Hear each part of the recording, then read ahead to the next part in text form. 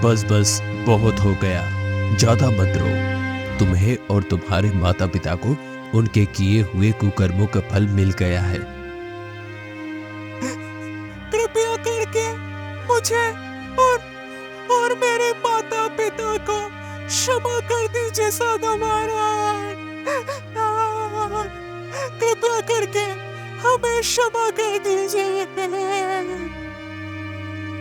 ठीक कबूतर ने इतना कहा ही था कि तभी रंग बिरंगी किरणों के साथ उसके घोंसले में एक सुनहरा अंडा प्रकट हो गया।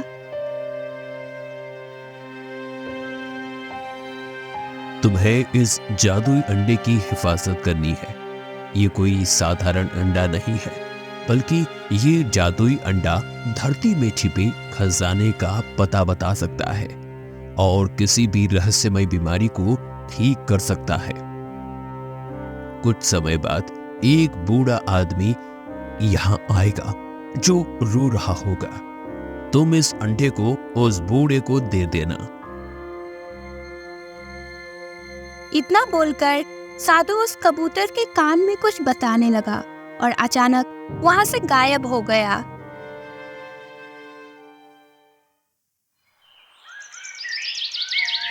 केशवनगर राज्य के एक छोटे से गांव हरियालीपुर में बूढ़ा अभिमन्यु अपनी बूढ़ी पत्नी राधा के साथ रहा करता था। अभिमन्यु जंगल से लकड़ियां काटकर बाजार में बेचा करता था।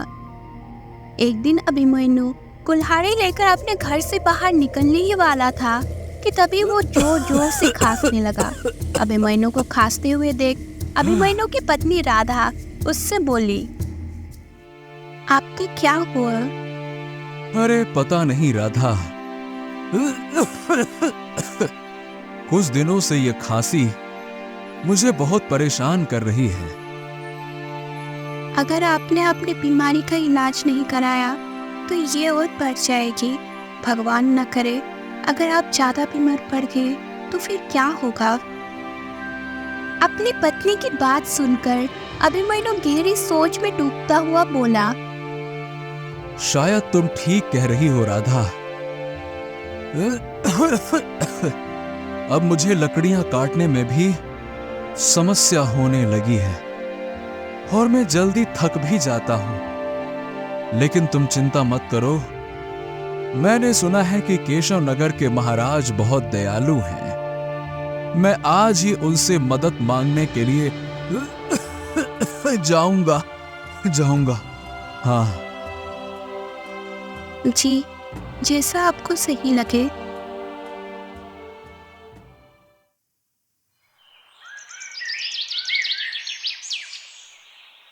अगले दिन अभिमन्यु केशवनगर राज्य के राजमहल के अंदर पहुंच गया और केशवनगर के राजा विक्रम की ओर अपनी सारी परेशानी बताते हुए बोला,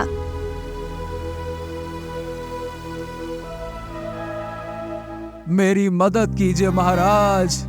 मुझे अपनी बीमारी के इलाज करने के लिए कुछ धन की आवश्यकता है। मदद कीजिए महाराज। हम अपनी प्रजा को मुसीबत में नहीं देख सकते अभिमन्यु। ठीक है, हम तुम्हारी मदद जरूर करेंगे। इतना बोलकर राजा विक्रम ने 100 स्वर्ण मुद्राओं की एक पोटली अभिमन्यु को दे दी। जाओ और अपनी बीमारी का इलाज कराओ, जाओ। अभिमन्यु स्वर्ण मुद्राओं की थैली लेकर खुशी खुशी महल से बाहर निकल आया। वो अपने गांव के जंगल के रास्ता पहुंचा ही था कि तभी एक पेड़ के पीछे से नकाबपोश निकलकर अभिमन्यु के सामने खड़ा हो गया। कौन हो तुम? क्या तुम्हें पता नहीं कि तुम मेरे यानी रंगा इलाके में हो? तुम्हारे हाथ में जो कुछ भी है वो मुझे दे दो। ऐसा मत करो, मेरे हाथ में 100 स्वर्ण मुद्राओं की थैली है जो राजा विक्रम ने मुझे दी है। मैं एक गरीब व्यक्ति हूँ और मेरे घर में सिर्फ और सिर्फ मैं और मेरी पत्नी है और हमारी कोई संतान भी नहीं है। देखो, मैं कुछ दिनों से बीमार चल रहा हूँ और बीमार होने की वजह से मैं कोई काम काज नहीं कर पा रहा हूँ। इसी कारण से मदद मांगने के लिए राजा विक्रम के पास गया था, तो उन्होंने मुझे ये दिया।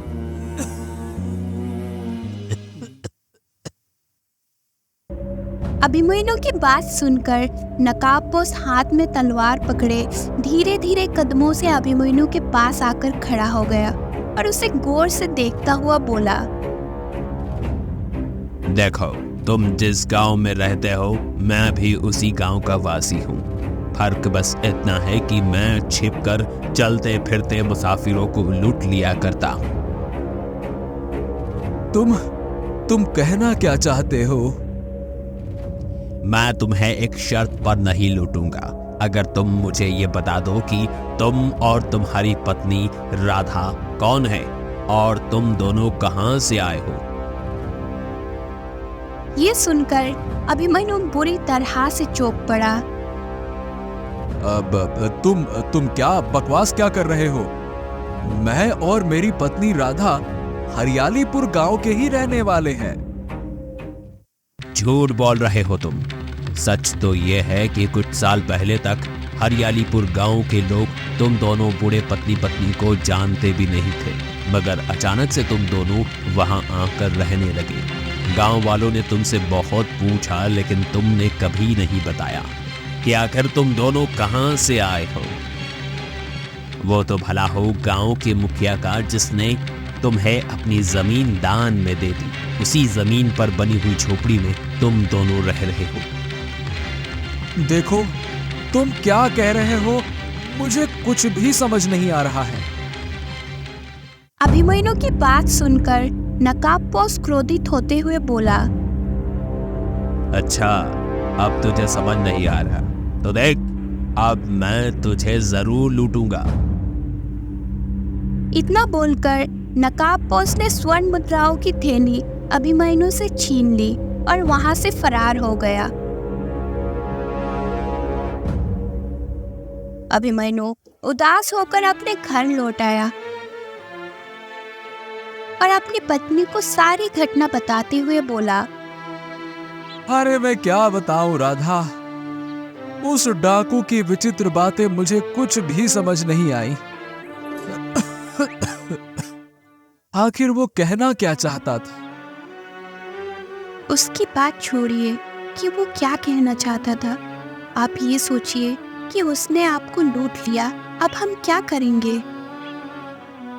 हाँ, तुम सच कह रही हो राधा। अब तो मैं दोबारा महाराज से मदद मांगने के लिए भी नहीं जा सकता। लेकिन तुम चिंता मत करो, मैं गांव के जमींदार से कुछ कर्ज मांग लूंगा।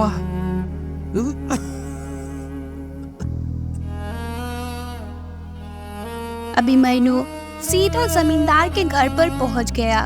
बूढ़ा अभिमन्यु को देखकर जमींदार मुस्कुराते हुए बोला, क्या बात है अभिमन्यु, तुम इस वक्त और यहाँ मेरी हवेली में क्या कर रहे हो? जमींदार, हाथ जोड़ के निवेदन है, मुझे थोड़े से धन की आवश्यकता है। मैं बहुत जल्दी आपको लौटा दूंगा, बस आप दे दो। ठीक है अभिमन्यु, परंतु एक बात याद रखना, मैं कर्ज ब्याज सहित देता हूँ। जब तुम्हारा कर्ज लौटाने का समय आएगा तब मैं अपना कर्ज ब्याज सहित लूंगा। जी जमींदार साहब, मुझे सब मंजूर है।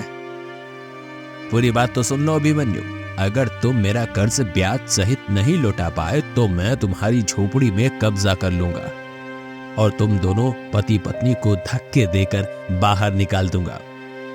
फिर झोपड़ी को बेचकर अपना कर्ज ब्याज सहित वसूल कर लूंगा। इतना बोलकर जमींदार ने कुछ धन अभिमन्यु को पकड़ा दिए। अभिमन्यु उस धन को लेकर घर पर आ गया और अपने इलाज एक वैद्य से कराने लगा।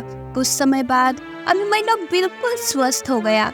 स्वस्थ होने के बाद अभिमन्यु की पत्नी राधा उससे बोली, आप अब पूरी तरह से स्वस्थ हो चुके हैं। हाँ, तुम सही कह रही हो राधा। अब मुझे पहले से ज्यादा मेहनत करनी होगी। मुझे जंगल में ज्यादा लकड़ियां काट कर बेचनी होगी, क्योंकि मुझे जमींदार का कर्ज भी चुकाना है।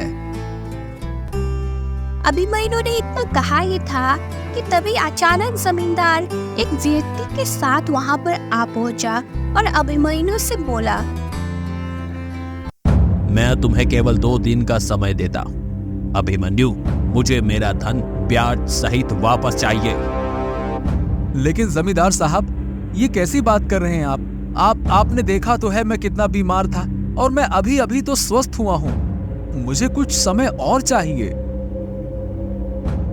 नहीं अभिमन्यु, 2 दिन के अंदर अगर तुमने मेरा धन ब्याज सहित वापस नहीं दिया तो वादे के मुताबिक मैं तुम्हें और तुम्हारी पत्नी को धक्के देकर इस झोपड़ी से बाहर निकाल दूंगा।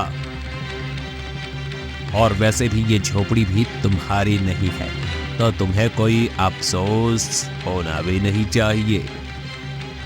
उस व्यक्ति की आवाज सुनकर अभिमन्यु चौंक पड़ा। मैंने तुम्हें पहचान लिया है। तुम तो वही हो ना जिसने मुझे जंगल में लूटा था जब मैं राजा विक्रम से 100 स्वर्ण मुद्राएं लेकर आ रहा था। बोलो। तुमने बिल्कुल सही पहचाना अभिमन्यु, मैं वही डाकू हूँ। जमींदार के कहने पर मैं लूटपाट करता हूँ। सच कहा जाए तो मैं और जमींदार दोनों बहुत अच्छे दोस्त हैं। क्या? ये गलत है जमींदार, ये बहुत गलत किया तुमने। जानता हूँ ये गलत है अभिमन्यु। अब मुझे पता लगा कि तुम राजा विक्रम से मदद मांगने के लिए गए हो। मैंने तभी रंगा को तुम्हारे पीछे लगा दिया। अगर मैं ऐसा नहीं करता तो तुम मुझसे कर्ज मांगने कैसे आते? और अगर मैं तुम्हें कर्ज नहीं देता तो इस झोपड़ी पर मैं कब्जा कैसे करता? आखिर झोपड़ी को हमसे छीन कर तुम्हें क्या मिलेगा जमींदार? तुम्हारे पास तो बहुत बड़ी हवेली है और बहुत सारा धन है, फिर तुम हमारे पीछे क्यों पड़े हुए हो? तुम इस बात से कोई लेना देना नहीं कि मुझे इस झोपड़ी को तुमसे छीनकर क्या मिलेगा।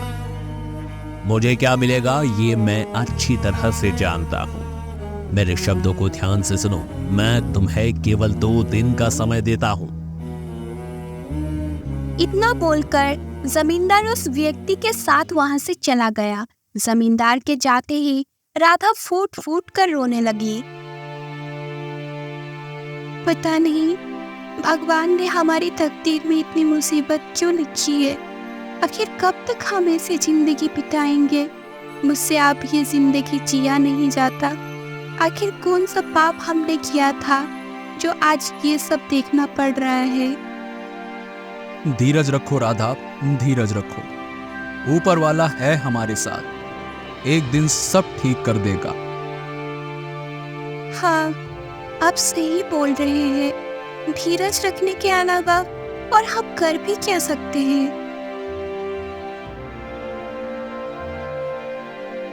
अभिमन्यु नम आंखों से अपनी कुल्हाड़ी लेकर जंगल की ओर चला गया।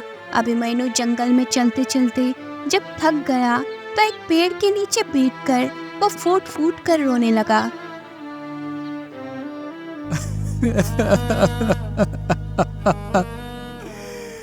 अरे मैं 2 दिन में जमींदार का धन कैसे वापस करूंगा भगवान? ये क्या हो रहा है?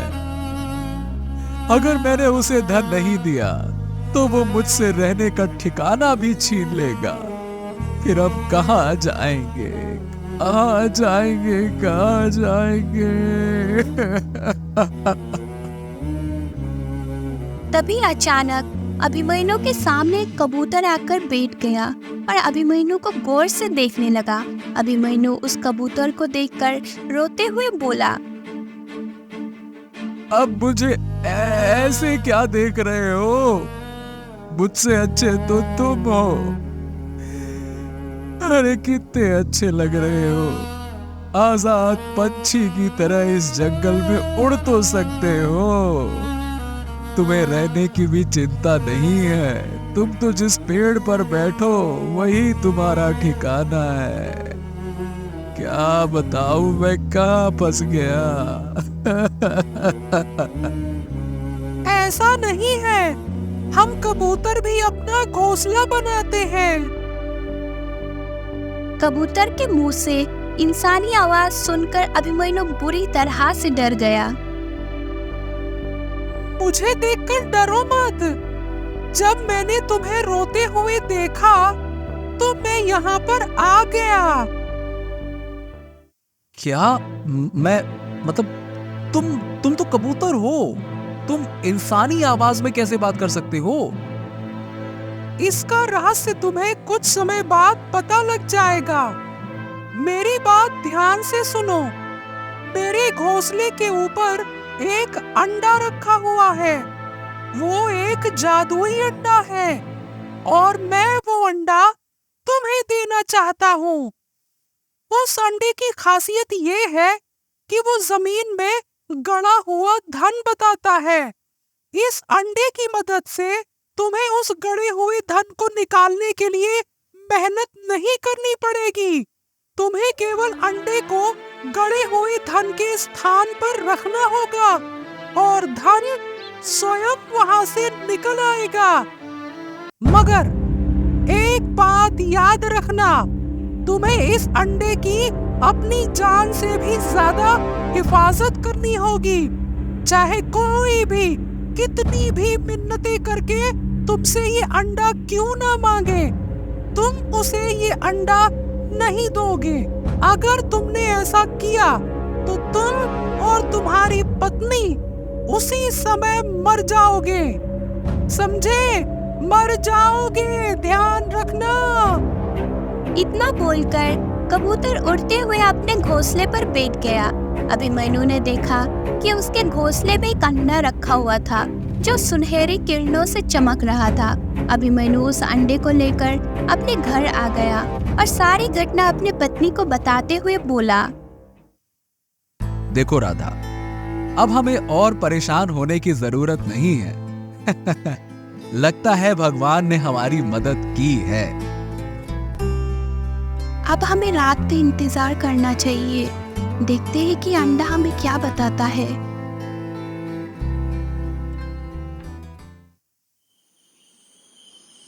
रात के समय अभिमन्यु ने सुनहरे रंग की किरणों से चमकने वाली जादुई अंडे को निकाल लिया। अचानक उस अंडे के अंदर से आवाज आई, जिस स्थान पर तुम बैठे हो वहां पर बहुत पुराने राजा का धन गड़ा हुआ है। अभिमन्यु तुरंत उस स्थान से उठ गया और उसने अंडा उसी स्थान पर रख दिया। अगले ही पल वहां पर स्वर्ण मुद्राओं का ढेर लग गया। अभिमन्यु खुशी से चीखता हुआ अपनी पत्नी राधा से बोला, हाँ, क्या? देखा राधा, ये उस जादुई कबूतर ने बिल्कुल सही कहा था। इस अंडे ने हमें बताया कि धन कहाँ गड़ा हुआ है। और जैसे ही मैंने इस अंडे को उस स्थान पे रखा, अरे धन तो अपने आप निकल आया। देखो राधा। और मुझे लगता है कि जमींदार इस बात को जानता था कि मुखिया के घर में किसी पुराने राजा का धन गड़ा हुआ है, इसीलिए वो हमसे झोपड़ी छीनना चाहता था। हाँ, तुम सही कहती हो राधा। अब मैं उस जमींदार का कर्ज ब्याज सहित उसके मुंह पर मार दूंगा। बड़ा आया कहीं का जमींदार।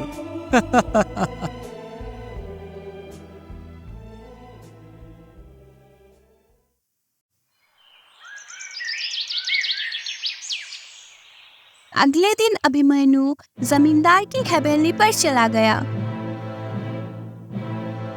और उसे धन पकड़ाते हुए बोला, अरे ओ जमींदार साहब, ये लो, तुम्हारा धन और ब्याज दोनों मैंने वापस कर दिया, रखो। लेकिन तुम्हारे पास इतना सारा धन आया कहां से? तो जरा कान खोलकर सुनो जमींदार साहब, तुम्हें इससे कोई मतलब नहीं कि मेरे पास इतना सारा धन कहां से आया। जो कर्जा मैंने तुमसे लिया था वो मैंने तुम्हें वापस लौटा दिया। बस बात खत्म। इतना बोलकर अभिमन्यु वहां से चला गया। तभी वहां पर जमींदार का साथी डाकू रंगा आ पहुंचा। रंगा, मुझे लगता है कि अभिमन्यु के हाथ झोपड़ी में गड़ा हुआ खजाना लग गया है, वरना उसके पास इतना धन कहां से आ सकता है। लेकिन आप तो कह रहे थे कि इस खजाने के बारे में केवल आप ही जानते थे। यही तो मैं सोच रहा हूं कि उस खजाने के बारे में केवल मैं ही जानता था, लेकिन मैंने इसीलिए मुखिया से कई दफा झोपड़ी खरीदने की बात की थी, लेकिन मुखिया ने मना कर दिया। बाद में मैंने मुखिया से भी हिस्सेदार बनने के लिए कहा था, मगर मुखिया ने अपनी झोपड़ी में खजाने होने की बात से इनकार कर दिया और उसके कुछ कहने के बाद मुखिया ने अभिमन्यु को झोपड़ी दान में दे दी और स्वर्ग सिधार गया। रंगा, तुम अभिमन्यु के ऊपर नजर रखो, जरूर कुछ न कुछ गड़बड़ है।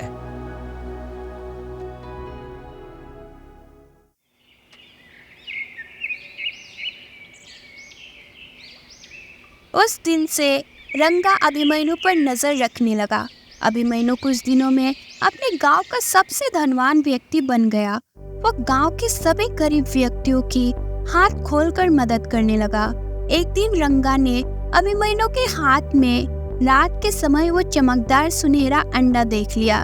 रंगा आश्चर्य से अपने आप से बोला, ये तो देखने में एक चमत्कारी अंडा लगता है। मुझे तुरंत जमींदार को इस बात की सूचना देनी चाहिए।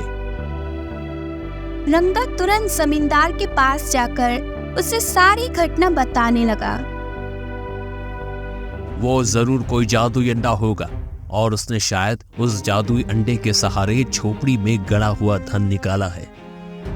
तो फिर देर किस बात की, हम इस अंडे को छीन लेते हैं। ऐसी गलती मत करना रंगा, पता नहीं वो जादुई अंडा कहां से लेकर आया है।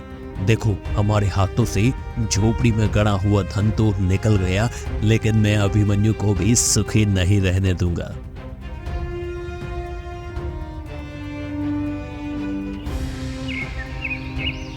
जमींदार रंगा के साथ सीधा राजमहल पहुंच गया, जहां पर राजा विक्रम चिंतित अवस्था में बैठा हुआ था।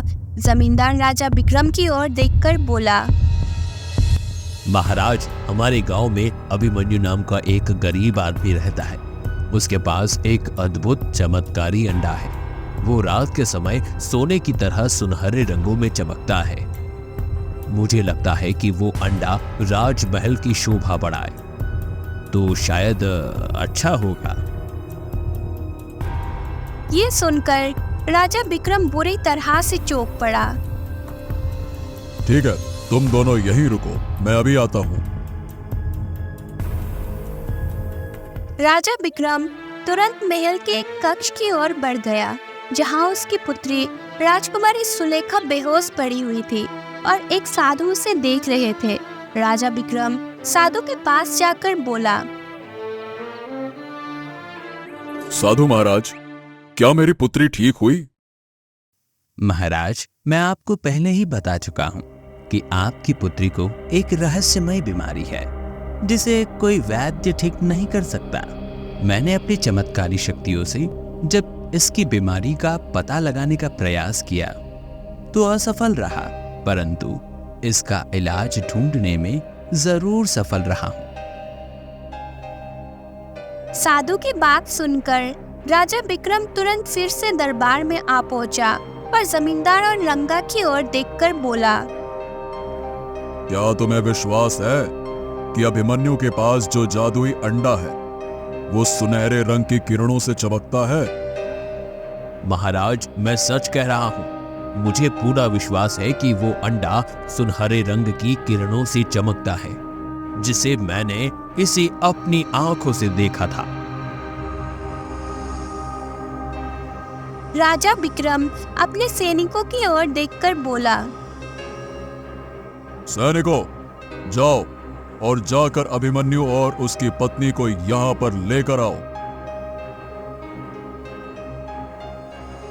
कुछ ही देर में अभिमन्यु और उसकी पत्नी राधा राजा विक्रम के सामने खड़े थे। राजा विक्रम अभिमन्यु की ओर देखकर बोला, कान खोल कर सुनो, मुझसे झूठ बोलने का प्रयास मत करना। साफ साफ बताओ, क्या तुम्हारे पास कोई जादुई अंडा है जो रात के समय सुनहरी किरणों से चमकता है, और वो अंडा तुमने एक कबूतर के घोंसले से हासिल किया है? बोलो।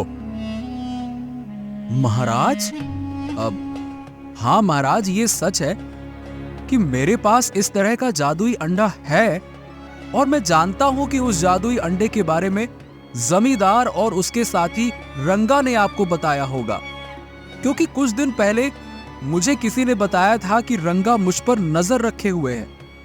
परंतु आपको ये कैसे पता लगा कि मैंने वो अंडा एक जादुई कबूतर के घोंसले से हासिल किया है? वो सब जानना तुम्हारे लिए जरूरी नहीं है। चलो, मैं तुम्हें आदेश देता हूं कि वो अंडा मेरे हवाले कर दो। क्षमा करें महाराज, जिस जादुई कबूतर ने मुझे वो अंडा दिया है, उसने मुझसे स्पष्ट रूप से कहा था कि किसी भी हालत में वो अंडा किसी को भी ना दूं, चाहे कोई कितनी ही मिन्नतें कर ले, ये अंडा नहीं दे सकता मैं। बकवास बंद करो। मैंने तुम्हें पहचान लिया है अभिमन्यु। क्या तुम भूल गए कि कुछ समय पहले तुम मुझसे 100 स्वर्ण मुद्राएं लेकर गए थे अपने इलाज के लिए? याद करो। हाँ महाराज, मुझे बहुत अच्छी तरह से याद है, और वही 100 स्वर्ण मुद्राएं जमींदार और उसके साथी रंगा ने मुझसे छीन ली थी, जो कि एक छुपा हुआ लुटेरा है। नहीं महाराज, ये झूठ बोल रहा है। मैंने ऐसा कुछ नहीं किया। ये सब झूठ है महाराज, ये झूठ है। महाराज, अगर हम वो अंडा आपको दे देंगे तो मेरी और मेरे पति की मृत्यु हो जाएगी। उस जादुई कबूतर ने मेरे पति को यही चेतावनी दी थी। ये सुनकर राजा विक्रम सोच में पड़ गया और उदास शब्दों में अभिमन्यु की ओर देखकर बोला, हाँ, मुझे क्षमा कर दो। मैं अपनी पुत्री को बचाने के लिए किसी दूसरे की जान नहीं ले सकता। क्या? अब आपकी पुत्री को क्या हुआ महाराज? कुछ समय पहले से अचानक ही मेरी पुत्री राजकुमारी सुलेखा अब बीमार पड़ गई। मैंने उसे बड़े बड़े वैद्यों को दिखाया, मगर कोई फायदा नहीं हुआ। फिर मैंने एक साधु को बुलवाया, और साधु ने अपनी चमत्कारिक शक्ति से केवल यह पता लगाया कि मेरी पुत्री सिर्फ एक जादुई अंडे से सही हो सकती है, जो सुनहरी रंग की किरणों से चमकता है, और वो जादुई अंडा एक कबूतर के घोंसले में है। ओह, अगर ऐसी बात है महाराज, तो मैं वो जादुई अंडा आपको देने के लिए तैयार हूं। तभी वहां पर रंग बिरंगी किरणों के साथ वही कबूतर प्रकट हो गया और अभिमन्यु की ओर देखकर बोला, नहीं नहीं नहीं, ऐसा भूल कर भी मत करना। तुम्हारे ऐसा करते ही तुम्हारी और तुम्हारी पत्नी की मृत्यु हो जाएगी।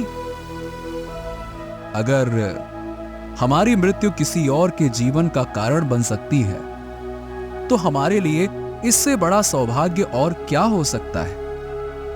मैं अंडा देने के लिए तैयार हूं। अभिमन्यु ने अंडा राजा विक्रम को पकड़ा दिया।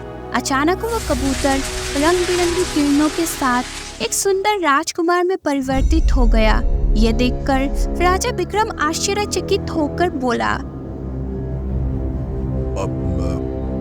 कौन हो तुम? राजा विक्रम ने इतना कहा ही था कि तभी एक साधु रंग बिरंगी किरणों के साथ वहां पर प्रकट हो गया। साधु को देखकर अभिमन्यु चौंकता हुआ बोला, पता नहीं क्यों मुझे ऐसा लगता है जैसे मैंने आपको कहीं देखा है। तुम्हारे सामने जो सुंदर राजकुमार दिखाई दे रहा है, वो तुम्हारा पुत्र है। साधु महाराज, मेरी तो कोई संतान ही नहीं है।